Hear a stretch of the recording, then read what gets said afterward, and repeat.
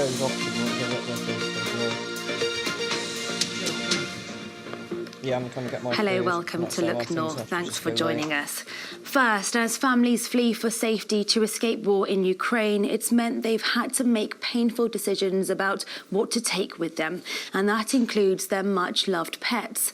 Charities say there's a spike in animals being abandoned. Lisa Watkins is a wildlife artist from Scunthorpe and is now leading a global effort to save the pets. Jake Zuckerman has the story.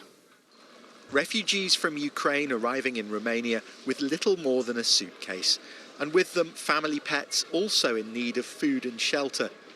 Their plight has struck a chord with an artist from Scunthorpe. Lisa Watkins has organised an online art auction to help those fleeing with their pets. I'm an animal artist by trade, and as a teacher I teach others how to draw animals. A couple of weeks ago when we all started watching the news, I was lost as to how I could help in this situation, and I thought, well, let's see if my art and that of my fellow artists might be able to make a difference. More than 150 works of art have been donated by artists from across the world.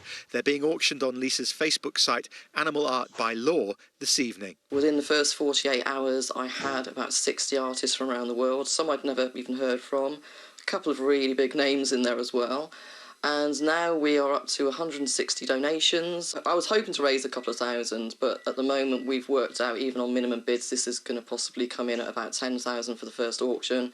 And if everyone's feeling really generous, who knows where it's going to take. And this is where the money will go, to charities in Romania who are helping care for pets that arrive in the country. There are so many people from Ukraine that are travel with their animals and they are needing help with shelter, food, transport crates and vitamins. Also help with documentation for the animals, because not any animals that come here have passports. Those leaving Ukraine with next to nothing are receiving help. And Lisa and all those involved in her fundraising efforts want to make sure the animals coming with them aren't left to fend for themselves. Jake Zuckerman, BBC Look North, Scunthorpe. Meanwhile, a man from East Yorkshire who was born in Russia arrived at the Ukrainian border this morning with a convoy of vehicles full of medical supplies and aid. Boris Glykin set off from Hull 2 days ago and